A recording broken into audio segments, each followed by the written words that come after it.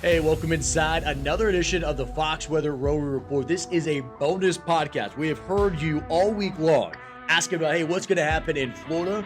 Obviously, the Longhorns going to be going into the swamp. We have that game. But also out west, we're seeing some activity in the Intermountain West. We're going to jump into that game for college football and, yes, NFL.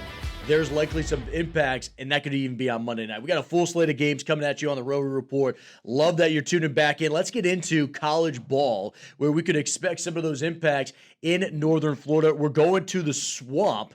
Yeah, the home of the Florida Gators. We do have Ben Hill Griffin Stadium. This is a loop of the entire game. So what you're looking at is intermittent showers. Notice the wind direction. It's coming off of the Atlantic. This is likely going to set up into a stationary boundary. As of right now, it looks like these storms are isolated just outside of the stadium, but a lot can happen in a Florida afternoon. Notice the kickoff time. I mean, this is 3:30 in the afternoon. This is the heat of the day. So the precipitation is high. But that's not the only factor. Whenever these thunderstorms really start to, kind of explode in intensity, you start seeing them build.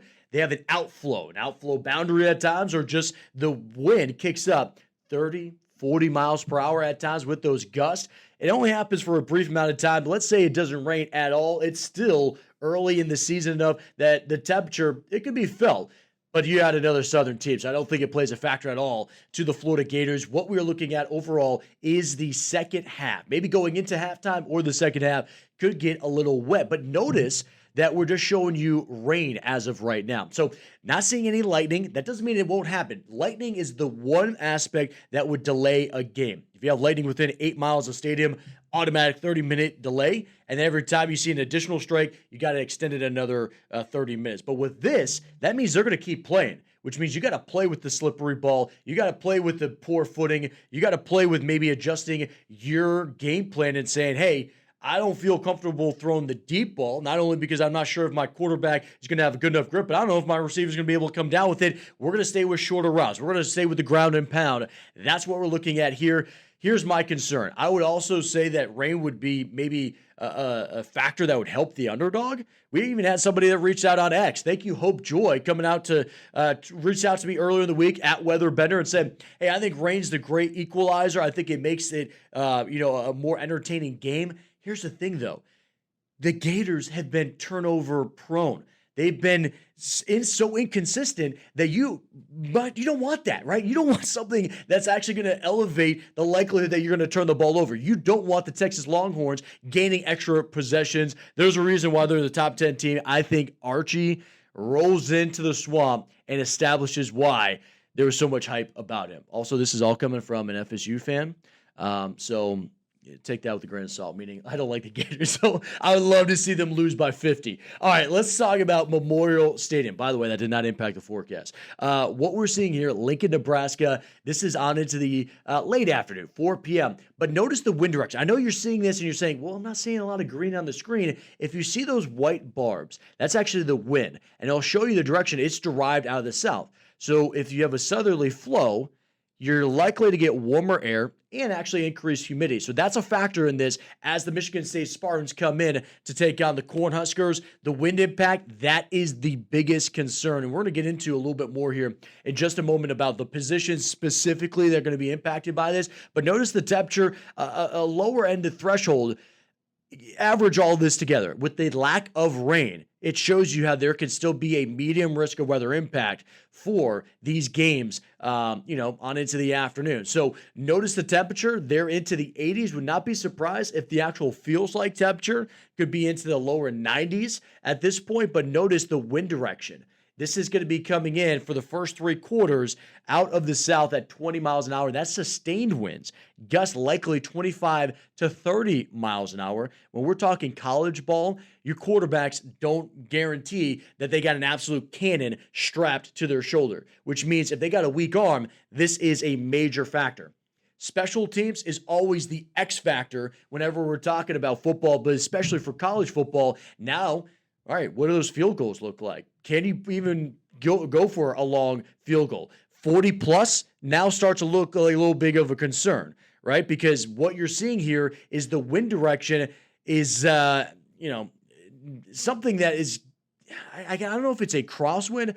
Jared, I know you like talking about the Cornhuskers and also wind. I don't know if you want to weigh in on this or if you're familiar with Memorial Stadium. I don't know if this is a true crosswind, but even if it's not a crosswind, that means that half the game, you're going to be going into this, right? You're going to be going into the teeth of this wind, and that could dramatically change the distance at which you're willing to attempt a field goal. So the biggest implications for this is going to be kickoffs, punting, field goals, and then the quarterback. Jared, good to see you there. Always good to see the stash, repping a little Cornhusker red as well. Kind of give us a little insight on what you're seeing overall with this wind. It's really the direction that's going to be mattering. So quarter by quarter, one team's going to have the wind at their back more because you have more of a north-south orientation for the stadium. Yeah. So like first quarter, whoever wins that coin toss is picking the direction. It's going to matter more in this game. So you'll have whoever will have the ball there will be able to like have the wind underneath their backs. They'll be able to go and probably kick those field goals a little bit more. They won't see the same effects. Maybe they might even get a little boost, and they could feel more comfortable taking some deep shots down the field. Let me ask you something, because we talk about how this is it's a bigger factor. It elevates the concern for college ball versus for the NFL. Let's say you are judging this and you get the coin toss and you're going to go with the wind. Do you think they actually change their playbooks at the college level of what they would be open to? Like we're talking about that deep ball, if they're going against the wind per se.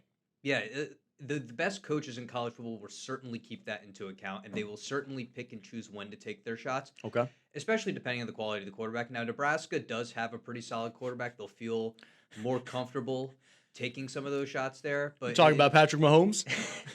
Or Patrick, the wannabe, the Temu version? Imitator. Okay. The Temu Mahomes. He's still a pretty solid college quarterback. Dylan Raiola, I think it is, right? Yes, Dylan Raiola. Yeah. So in Nebraska, they'll let's say they have the wind at their face. They're probably not going to be taking as many deep shots. They're going to be working a little bit of the West Coast offense style, keep the passes within like about 5 to 10 yards of the line of scrimmage. Yeah. A lot of run game action. You could still do a lot on offense even with wind like that, but you just have to change your approach. And it's really those deeper balls that you're at this point, 20 miles an hour, you're certainly going to see an effect on. Like you could throw through that there, but the deflection is enough for the defenders to go and catch up. Yeah. And these players are really, really quick. Those margins are thin. So. And honestly, on the defensive side, as you had said, good coaches know about this. The defensive coordinators know this too. They can load the box, or they're teaching their defensive linemen, get your hands up. Because here's the thing, if they're throwing slants, means it's in your territory. You can get a paw on that. And so maybe, hey, again, I know this is really getting into the minutia, but for Dylan Raiola, I know we joke about the Patrick Mahomes kind of like the mimicking, but he's practiced all these different arm angles that if he's got to fit it through a short window, he's got that ability too. Does Michigan State and their team have that ability? These are the things that we kind of dive into. The other thing I will say in terms of the fourth down equation with the winds, that when you have the wind at your back, funny enough, even though like punting is very frowned upon analytically in the vast majority of cases, coaches will love to punt, especially if they're backed more in their own territory when they have the wind at their back. Mm-hmm. And you're probably more likely to go for it if you have the wind firing at your face. So if like a punt is only going to gain you, let's say 30 to 40 yards of field position instead of like 60 yards if the wind's at your back, that's a huge swing. That's enough where like the analytics will tell you to go for it quite a bit, and I'm generally a supporter of that. I don't play cowardly football. Hey, that's one thing where you have to factor in those coaches' decisions in those moments. This is tough to hear because I'm a former punter. Actually, look, kicking was my favorite part. I ended up playing slot receiver, but long story short, punting is really difficult into the wind. You have to kick a perfect spiral. And look, Memorial Stadium, we know about the Nebraska fan base. It doesn't matter how good they're doing. They're loud, they're rowdy. And thinking about being an opponent team, like an opposing team, being in that atmosphere and then facing the wind, it's just an extra element. You want to feel good as you're coming into a stadium, and the wind just doesn't make you feel good when it's in your face. So it's just something that does actually play a big factor when we dive into this. Let's get into some other games that we're watching, because as we continue to move to the west, Jared, it's actually exciting for us, especially doing the ROWI report, looking at the Intermountain West, finally get some action. I love forecasting this stuff on Fox Weather. I encourage you to jump over to the stream. We finally got these lows coming off the North Pacific. You get into the Intermountain West, and Wyoming just outside the I-25 corridor. You go to War Memorial Stadium where, you got Laramie, Wyoming, another not only rain event, but potentially some wind, because that's the thing. When we start to talk about the mountainous terrain and you see that descending wind, it is like, it puts an accelerator. It's like a nitrous boost that comes out of the mountains, and it makes it a little more fun when you have these stadiums nearby. Yeah, and Mike Leach talked about this, rest in peace, back when he was the coach at Texas Tech, about how he ran an air raid offense. He was one of the founding fathers of the air raid. And Texas Tech is a very ambient, windy stadium. Far more wind there than you get in most of the other places around the country. Yeah. And Wyoming is very similar with that. So these are the teams that you think about the geographic part coming into play. Wyoming is going to be far more used to ambient wind of 15 miles per hour, which is getting closer to pushing it towards a medium, not quite there, than UNLV would be. So Wyoming should be, in theory, a little bit less affected based on their typical offense versus UNLV, which does play indoors at home. And look at this is something not to overlook. I mean, the temperature, you're getting into the mid 40s, but you see the wind. I mean, this is a dry area too, right? So what you're looking at is less of that humidity. That feels like temperature could drop into the 30s. And I don't think it makes a big difference, but in general, you get a little more stiff. If you're already in the fourth quarter and you're exerting yourself so much, right? And there's that fatigue factor at any point, any sport that you're exerting yourself for 3-4 hours, and now you're starting to get a little bit stiff as you're waiting on the sideline, maybe for that last possession. It's interesting to watch, and something obviously we'll be looking at in the weeks and months ahead.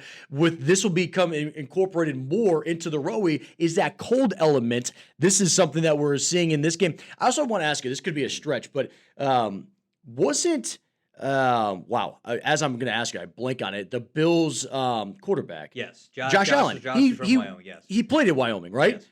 And that speaks to his rocket arm, what you were talking about. In an airy stadium like that, it almost is something that you become used to, and you get a stronger throw because you're used to throwing in some type of wind element, not only, of course, during the games, but every single practice. It's every day of your life, you're in that type of environment. Yeah, it certainly matters there. The stronger arms are always going to be arms to do better in the wind, but when you practice and play it enough, you get used to it more, and you're able to adjust to it more than UNLV would necessarily be on paper. So, I mean, even though UNLV's generally been a pretty good program the last couple of years, it's one thing where you lean the game slightly more towards Wyoming because of something like that. Maybe picking against the spread a little bit. Yeah. Hey, we encourage you, jump over the Fox Weather app. It's free to use. Check the radar right before the game and look at the wind speed, because as Jared said, this is at a low threshold. Easily could kind of increase to that medium threshold because of rogue thunderstorm, but really because of that wind factor. Let's now focus into NFL football. We're going into Monday night. And I didn't think I'd ever be this excited to talk about Jacksonville, to be honest, because they have been impressive this year so far. As a Florida guy, I'm from South Florida, though. So it's like, okay, you knew people that obviously rooted for the Dolphins or for the Bucs, and now Bucs, you know why. Nobody ever rooted for the Jags, and you're looking at them being a very promising team.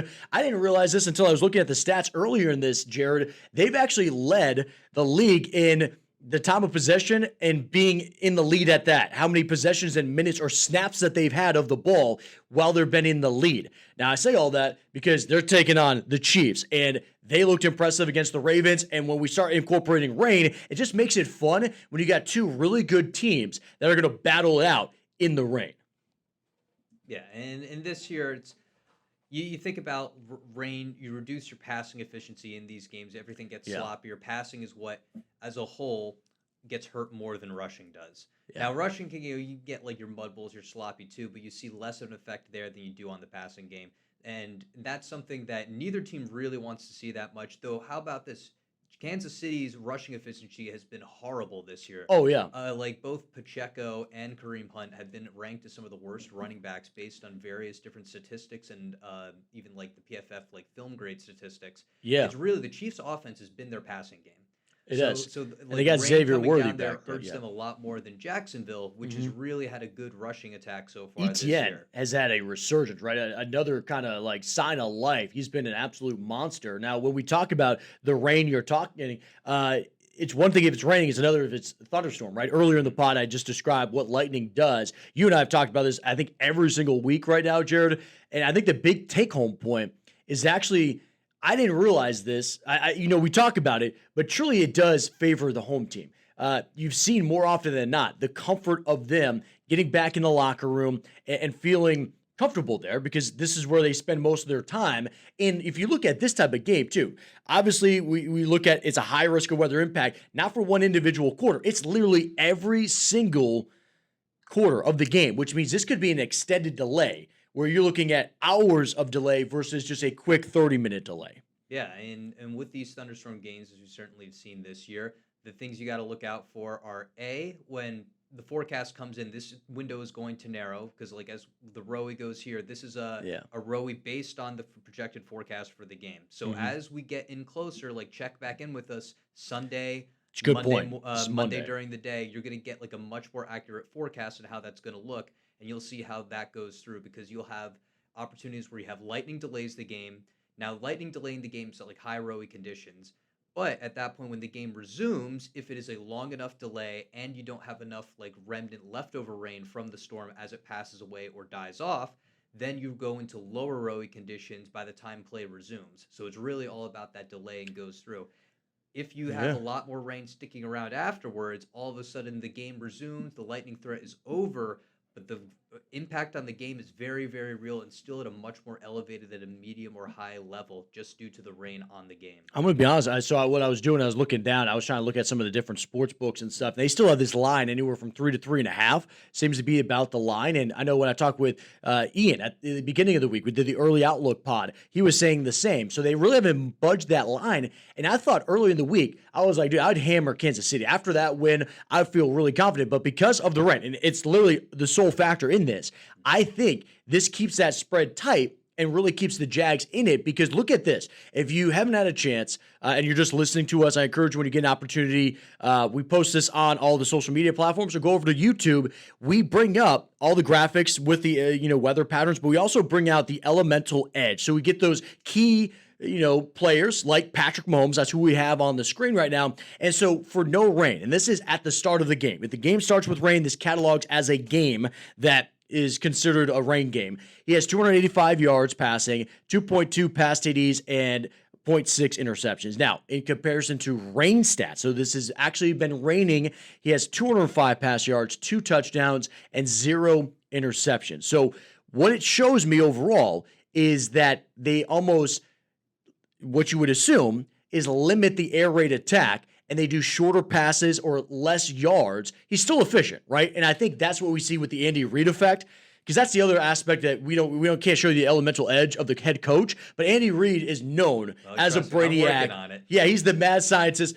We already have our own scientist, Dr. ROWI. So yeah, maybe you could cook that up. But just looking at him, he's one of those coaches you trust to draw up something unique for the weather element.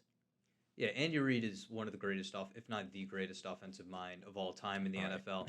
But with this, it's really shows you that connection between quarterback and receiver. It's just harder with a wet ball. It's harder to throw. It's harder for the ball to fly through the air. It's harder to catch the ball. All of those things come into play, and you see the reduction in passing efficiency and passing totals in these rain games. Now, that's something where with the Chiefs' offense is majority based on their passing attack. That hurts them a little bit more than Jacksonville, which is more balanced, we talked about. Now, these sample sizes, because of the limitations of the data with you have to have it at the station measuring for the stadium at the game time, you only have 2 of those games recorded for Mahomes and then 3 of these games for Trevor Lawrence. So even though Lawrence's stats are very, very similar here, and 3 games is not completely nothing to sniff at. It's actually surprising it's as similar as it is. Yeah. It's still a fairly small sample size, and you have to kind of count on the larger sample size of all the historical NFL data that will show you that your passing attack as a whole is a little bit worse there. Now, as we see, this gives us a little hint, is there something else going on there? And with Lawrence, this is nice. It's good to see that his passing stats are pretty It's similar. balanced, right? That's what it shows you with their attack, is in the rain game, he's still going to be balanced. And if it's not raining, it's going to be a balance. You know what I'm saying? So that overall, and when you have ETN and you can depend on him, why not feed the rock? And so it's one of those things, as you had mentioned, and also rain is different in different regions of the country. And Trevor Lawrence did play ball at Clemson, right? So he's used to being down in the Southeast and getting these type of rain events where, again, it's not only about the grip on the ball, but it is about the intensity of the rain rate. Does it lead to ponding? Is your footing good? Do you feel comfortable stepping back? Now, we know about Patrick Mahomes' athleticism and how he can throw at every different angle, and he'll just make it happen. He can will it to happen, and he showed that, right? So I don't know if this gives a big lean towards any direction on this, but it's just an extra edge that we show you that is factored in when you have these type of games. But I think the big thing is what you had said before, Jared. You got to come back in, Sunday as you're watching all the games, you hit halftime at one of those games you're watching, pull up the radar, right? And start looking at, hey, what's this going to be like as we get into Monday night? Look at what we're showing you with the Fox Weather Report, ROWI Report, or just looking extended outlooks. Okay, does it look like it's still going to set up over the stadium? And that way you can feel confident whether you're betting, you're a fan, or you're fantasy on this. By the way, fantasy is something we didn't really touch much on. I don't think this stops me from starting anybody. If anything, if you have ETN, he's likely your RB1. I'd be feeling confident about that. I don't know if you have anything to weigh in on that, Jared. I'd feel better about having them in the lineup or betting on something towards a running back base just off of what I'm seeing with these forecasts. Yeah, and Jacksonville's passing attack has been something that's been fairly muted this year, and the Kansas City Chiefs spread the ball around to all their different players.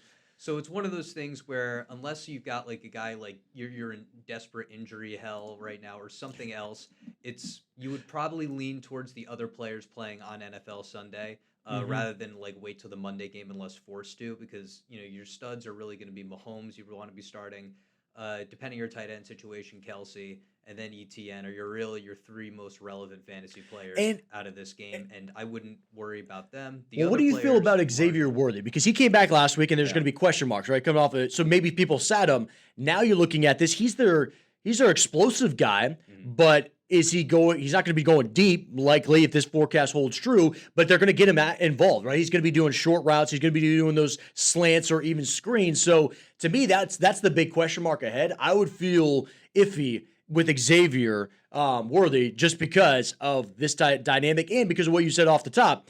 The Chiefs, they spread the ball, right? They spread the love, so you're not the guaranteed, target that you would see, otherwise. So. Everything always, of course, depends on your own fantasy team situation. Sure. Worthy is certainly much more of because of the forecast, he's a bit more of a sensitive risk play, but like you said there, he gets the ball in all sorts of situations. It's not like one weather condition's going to take him completely out of the game. They could even still run him on these wide receiver sweeps. He's still a borderline option. If you have solid receivers besides him, I would feel so good with him using it as a flex, right? That's the kind of player he is. But like you had said, it all depends on what your fantasy team is like and your league. And we want to hear from you. Those are questions, by the way, that you can ask us. We always encourage you to continue the conversation. We want to talk about weather. If you have a specific weather pattern that you're saying, hey, does this impact the game? Or can you talk about this game? Or if you have questions about fantasy football or betting, we'll give you our best insight and experience. We're not telling you where to put your money at. I had an episode or a segment last year that was Bender's best bet that quickly turned into Bender's bad beat. So again, I will always encourage you. You're going to do your own research. We're just another tool in the toolkit. Either way, we love the fact that you're listening to the pod. And we do podcasts, by the way, every Tuesday and Wednesday. They come out at 5 p.m. Eastern time. And then we do a bonus episode later on in the week. And we may do multiple depending on how many games are going to be impacted and how many of you have reached out to us. And I always encourage you to come jump over on Fox Weather, the live stream, if you're interested at all in weather, because we always are talking about that 24/7. And again, you can always find me on social media at WeatherBender, or you can reach out at Fox Weather. Until next time, be safe, have a great weekend, and we'll see you at the next kickoff.